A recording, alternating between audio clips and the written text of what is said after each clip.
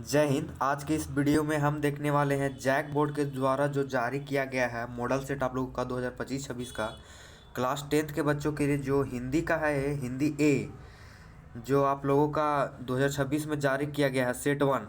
तो ये सेट 1 है। तो हम लोग इसका क्वेश्चन देखते हैं। सबसे पहला क्वेश्चन हम लोगों का क्या बोलता है, आप लोग ये निर्देश जो दिया गया है वो पढ़ लीजिएगा। बाकी बाद हम लोग सबसे पहला क्वेश्चन देखते हैं। यहाँ पर गद्यांश दिया गया है। ये गद्यांश आपको अच्छा से पढ़ के एग्जाम में तब आप लोगों को क्वेश्चन आगे डिस्कस करना है। जो जितना क्वेश्चन इसके नीचे दिया हुआ रहेगा 5 या 6 शायद, तो वो सारा क्वेश्चन जो है आप लोगों को गद्यांश से ही आएगा। सारा का आंसर गद्यांश में ही मिलेगा आप लोगों को। तो हम लोग सबसे पहला क्वेश्चन देखते हैं। पुस्तकों को मनुष्य का सबसे अच्छा मित्र क्यों कहा जाता है? तो इसका जो आप लोगों का आंसर हो जाएगा वो हो जाएगा ऑप्शन बी, ख। वे हमें ज्ञान, प्रेरणा और मनोरंजन देती है। अगर आप देखेंगे गद्यांश में तो यहाँ कहीं ना कहीं लिखा हुआ होगा। देखिए जैसे अब यहाँ पर लिखा हुआ है, हमें ज्ञान, प्रेरणा और मनोरंजन प्रदान करती है। तो इस तरह से आपको आंसर गद्यांश को पढ़ के देना है, ना कि अपने से ऑप्शन टिक करें। गद्यांश से ही सारा आप लोगों का जो है आंसर रहेगा सारा क्वेश्चन का। अब हम लोग सेकेंड क्वेश्चन देखते हैं। सेकेंड क्वेश्चन क्या बोलता है, डिजिटल युग में पढ़ने की आदत कम होने का एक कारण क्या है? तो इसका जो आप लोगों का सही आंसर होगा वो होगा बी, ख। लोग अपना अधिकतर समय मोबाइल और कंप्यूटर पर बिताने लगे। अगर ये भी आप गद्यांश में पढ़िएगा तो ज़रूर कहीं ना कहीं दिया हुआ होगा। देखते हैं, देखिए यहाँ है, डिजिटल युग में लोग मोबाइल और कंप्यूटर में अधिक समय बिताने लगे हैं। तो सारा आप लोगों का जो क्वेश्चन का आंसर है वो आप लोगों को गद्यांश से ही रहेगा। गद्यांश से बाहर आंसर आप लोगों का हो ही नहीं सकता है। सेकंड क्वेश्चन भी हम लोग देख लिए, इसका ऑप्शन बी सही होगा। अब हम लोग अगला क्वेश्चन देखते हैं। प्रतिदिन पुस्तकों के साथ समय बिताने से क्या लाभ होता है? तो प्रतिदिन पुस्तकों को साथ बिताने से क्या लाभ होता है? तो इसका जो आप लोगों का राइट आंसर होगा वो होगा ए, मानसिक क्षमता का विकास होता है और निर्णय लेने की योग्यता बढ़ती है। अगर इसका भी आप लोग गद्यांश में देखिएगा तो जरूर कहीं ना कहीं दिया हुआ होगा। देखिए, मानसिक क्षमता को बढ़ाने में मदद करेगा लिखा हुआ है। तो सारा आप लोगों का गद्यांश से रहने वाला। तो आप लोग जब एग्जाम में बैठिएगा एग्जाम देने के लिए, तो सबसे पहले आप लोगों को गद्यांश पढ़ लेना है, उसके बाद क्वेश्चन पढ़ना है आप लोगों को, उसके बाद ऑप्शन देख के उसके अनुसार टिक मारना है। सारा आप लोगों का आंसर गद्यांश में ही छुपा हुआ रहेगा, बस आप लोगों को ढूंढना है वहाँ से। अब हम लोग नेक्स्ट क्वेश्चन देखते हैं। नेक्स्ट क्वेश्चन क्या कह रहा है, ज्ञान शब्द का पर्यायवाची गद्यांश के अनुसार कौन है? तो ज्ञान शब्द का पर्यायवाची, इसका जो आंसर हो जाएगा होगा शिक्षा। अगर ये भी आप लोग देखिएगा तो मिल जाएगा। तो अभी हम उतना आप लोग जब एग्जाम में बैठिएगा तो आप लोग देख लीजिएगा, हम अभी डायरेक्ट करवा देते हैं आप लोगों का क्वेश्चन आंसर। अब हम लोग नेक्स्ट क्वेश्चन चलते हैं। यहाँ देखिए 4 क्वेश्चन के लिए आप लोगों का ये गद्यांश दिया हुआ था, 4 क्वेश्चन के लिए। अब नेक्स्ट अगले क्वेश्चन के लिए जो 5 क्वेश्चन से आगे तक है उसके लिए फिर से यहाँ गद्यांश को दिया गया। देखिए यहाँ क्या लिखा है, निम्नलिखित पद्यांश को ध्यानपूर्वक पढ़कर पूछे गए प्रश्नों का उत्तर दें। तो आप लोग का नेक्स्ट क्वेश्चन जो आगे ये सभी क्वेश्चनों का आंसर जो आप लोगों को मिलेगा वो इसी गद्यांश से मिलेगा। तो अब हम लोग 5वां नंबर क्वेश्चन पढ़ते हैं। क्या बोल रहा है 5 नंबर क्वेश्चन, कविता प्रकृति संदेश में सागर से कवि हमें क्या सीख लेने को कहते हैं? तो इसका जो आप लोगों का राइट आंसर होगा बी, मन में गहराई लाना। मन में गहराई लाना इसका राइट आंसर होगा। अगर हम लोग गद्यांश में भी देखेंगे तो यहाँ पर होगा, देखिए, मन में गहराई लाओ, मन में गहराई लाओ। अगर आप लोग ये पूरा गद्यांश पढ़ेंगे तो आप लोगों का आंसर इसी से मैच करेगा सारा। तो हम उतना लेट नहीं करते हैं, गद्यांश आप लोग पढ़ लीजिएगा एक बार। और अगर ये पीडीएफ हम डाल देंगे व्हाट्सएप पर टेलीग्राम चैनल में, तो आप लोग वहाँ जाके जुड़ जाइएगा, वहाँ आप लोगों को ये पीडीएफ प्रोवाइड हो जाएगा। अब हम लोग नेक्स्ट क्वेश्चन देखते हैं। क्या बोल रहा है आगे वाला क्वेश्चन, कविता में पर्वत का संदेश है। तो इसका जो राइट आंसर होगा वो होगा आप लोगों का ऊंचाई और महानता पाना, ये कविता में पर्वत का संदेश है। नेक्स्ट क्वेश्चन, सागर कहता है लहराकर, यहाँ सागर किस गुण को अपनाने का संकेत देता है? इसका जो आप लोगों का राइट आंसर होगा गहराई। ऑप्शन बी ख। नेक्स्ट क्वेश्चन देखते हैं हम लोग। उठ उठ गिर गिर तरल तरंग किस जीवन स्थितियों का प्रतीक है? इसका जो आप लोगों का राइट आंसर होगा वो होगा आप लोगों को कठिनाइयों और सफलता। उठ उठ गिर गिर तरल तरंग ये जीवन स्थितियों का प्रतीक है। तो किस जीवन स्थितियों का प्रतीक है? कठिनाई और सफलता। देखिए 4 क्वेश्चन का वो आप लोगों का ऊपर वाला गद्यांश दिया हुआ था, फिर 4 क्वेश्चन के लिए आप लोगों को इसके ऊपर वाला गद्यांश दिया हुआ था, ये वाला देखिए ये वाला गद्यांश दिया हुआ था 4 क्वेश्चन के लिए, 5 6 7 8 ये चारों क्वेश्चन के लिए वो वाला गद्यांश दिया हुआ था। अब नीचे है आप लोगों का व्याकरण, तो इसमें गद्यांश नहीं दिया हुआ है, आप लोग व्याकरण पढ़े होंगे तो उसी से आप लोगों को टिक लगाना है। अब इसको क्वेश्चन पढ़ के अब हम लोग 9वां नंबर क्वेश्चन देखते हैं। देखिए क्या बोल रहा है क्वेश्चन। यदि तुम मन लगाकर पढ़ोगे तो परीक्षा में अवश्य सफल होगे, यह वाक्य है। तो इसका जो राइट आंसर होगा आप लोगों का यह मिश्र वाक्य है।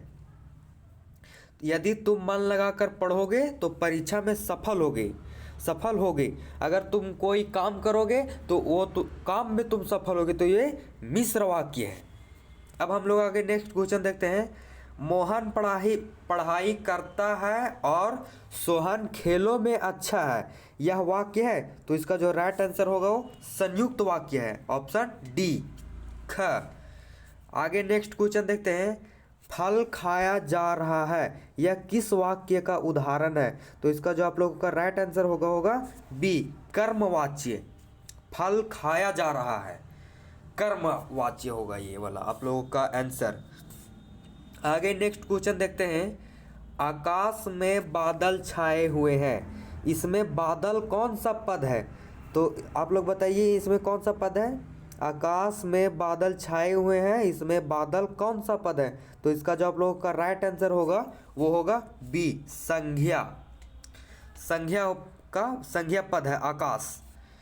अब हम लोग नेक्स्ट क्वेश्चन देखते हैं आगे।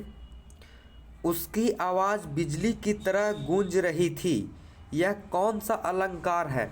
तो इसका राइट आंसर क्या होगा? तो इसका राइट आंसर होगा उत्प्रेक्षा, ऑप्शन ए क। आगे नेक्स्ट क्वेश्चन देखते हैं। त्रिलोक किस प्रकार का समास है? तो त्रिलोक किस प्रकार का समास है? इसका जो राइट आंसर होगा द्विगु समास। त्रिलोक द्विगु समास हो जाएगा।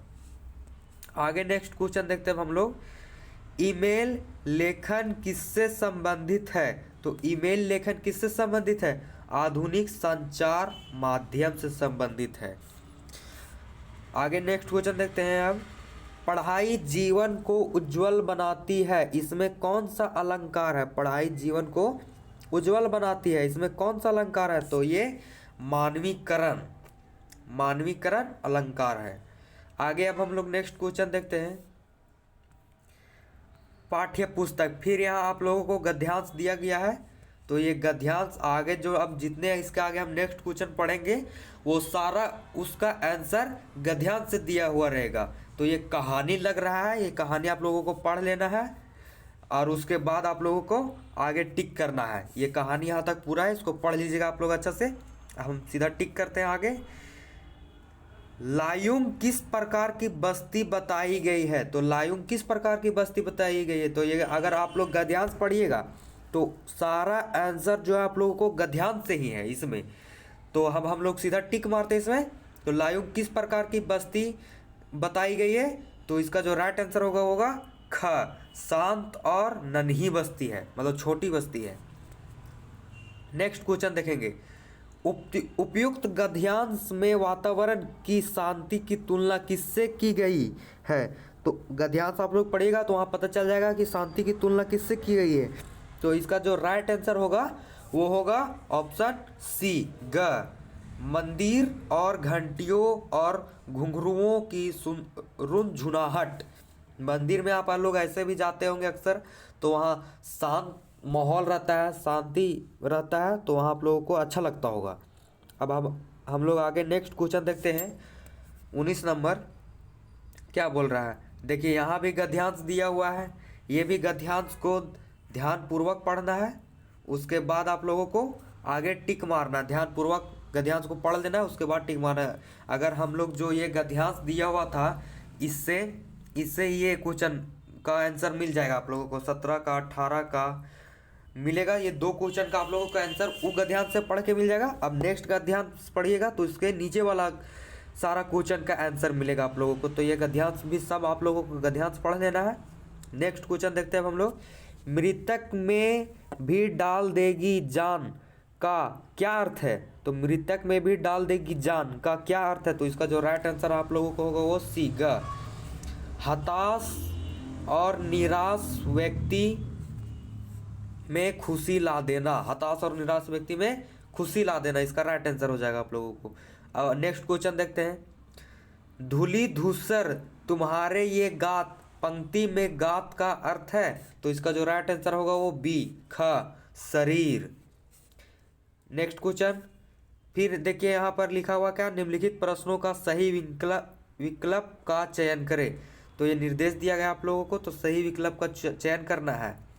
भोलेनाथ किसको देखकर सिसकना भूल जाते थे? तो भोलेनाथ किसको देखकर सिसकना भूल जाते थे? इसका राइट आंसर होगा वो सी खेल के साथियों को ग। नेक्स्ट क्वेश्चन, उद्धव कृष्ण का कौन सा संदेश लेकर आए थे? तो इसका जो आप लोगों का राइट आंसर होगा सी नीचे ऑप्शन दिया हुआ है, इनमें से कोई नहीं ना नहीं सॉरी इनमें से कोई नहीं होगा, ये इसका राइट आंसर जो होगा सी योग संदेश, हम डी मार दिए थे, योग संदेश हो जाएगा आप लोगों को। आगे हम लोग अब नेक्स्ट क्वेश्चन देखते हैं। 10 नंबर क्या बोल रहा है, राम लक्ष्मण परशुराम संवाद में किस रस की प्रमुखता है? तो इसमें किस रस की प्रमुखता है? इसका जो राइट आंसर आप लोगों को होगा वो डी वीर रस, राम लक्ष्मण परशुराम। नेक्स्ट क्वेश्चन देखते हैं हम लोग। उत्साह कविता में कवि ने बादल की तुलना किससे की है? तो इसका जो राइट आंसर आप लोगों का होगा वो धरती से की है, कवि का ऑप्शन ए। उत्साह कविता में कवि ने बादल की तुलना धरती से की है। नेक्स्ट क्वेश्चन, यह दंतुरित मुस्कान कविता के कवि कौन है? तो ये आप लोगों को जो कविता उसका कवि जो हिंदी बुक में आप लोगों को फर्स्ट पेज में रहता होगा कि इसके लेखक ये हैं, तो वहाँ आप लोगों को वो भी सारा कुछ पढ़ लेना है, क्योंकि उससे भी 1-2 क्वेश्चन आप लोगों को फिक्स रहता है, वो आएगा ही आएगा। तो वहाँ आप लोगों को जो हिंदी बुक में फर्स्ट पेज सेकंड पेज या में होता होगा इस पाठ के लेखक कौन है, तो वो सारा आप लोगों को याद कर लेना है, इंपॉर्टेंट रहता है ये। तो इसका जो है यह दंतुरित मुस्कान, इसके कवि कौन है? इसका जो आप लोगों का राइट आंसर होगा वो ए नागार्जुन। नेक्स्ट क्वेश्चन अब हम लोग देखते हैं। जितने नार्गे की जीप में किसकी तस्वीर लगी हुई थी? जितने नार्गे की जीप में किसकी तस्वीर लगी हुई थी? तो इसका राइट आंसर होगा आप लोगों को दलाई लामा का तस्वीर लगी हुई थी, Dalai Lama, option B. Next question, फसल किसका गुणधर्म है? तो फसल किसका गुणधर्म है? मिट्टी का, ऑप्शन डी। नेक्स्ट क्वेश्चन देखते हैं। संगतकार का क्या अर्थ होता है? तो संगतकार का क्या अर्थ होता है? मुख्य गायक, ऑप्शन ए। नेक्स्ट क्वेश्चन देखते हैं अब हम लोग। मन्नू भंडारी का हिंदी प्राध्यापिका का क्या नाम था? तो इसका जो आप लोगों का राइट आंसर होगा वो होगा ऑप्शन बी मनीष यादव नाम था। नेक्स्ट क्वेश्चन देखते हैं। हवलदार साहब और चश्मे वाले में क्या समानता थी? हवलदार साहब और चश्मे वाले में क्या समानता थी? तो इसका राइट आंसर होगा दोनों चश्मे बेचते थे, हवलदार साहब भी चश्मे बेचते थे और चश्मे वाला भी चश्मा ही बेचेगा। तो इस तरह से हम लोग देख लिए क्लास 10 जैक बोर्ड का हिंदी ए 2026 का जो आप लोगों का मॉडल सेट निकाला गया उसका सेट 1 देख लिए। अगर सेट 2 आएगा वैसा ही आप लोगों को इसी चैनल में वीडियो बना दिया जाएगा, और ये जो आप लोगों का PDF है ये व्हाट्सअप और टेलीग्राम चैनल में अपलोड कर दिया जाएगा। तो आप लोगों को डिस्क्रिप्शन में लिंक दिया हुआ रहेगा, वहाँ से आप लोग व्हाट्सअप और टेलीग्राम में ज़रूर जुड़ जाए। और 10th क्लास के सारे सब्जेक्ट का आप लोगों का MCQ करवाया जाएगा इसी चैनल में। तो हम सोशल साइंस का करवा दिए हैं, आज हिंदी A का करवा दिए हैं, अगले दिन हिंदी B का लाएंगे, उसके बाद धीरे धीरे सारा सब्जेक्ट का लाएंगे हम।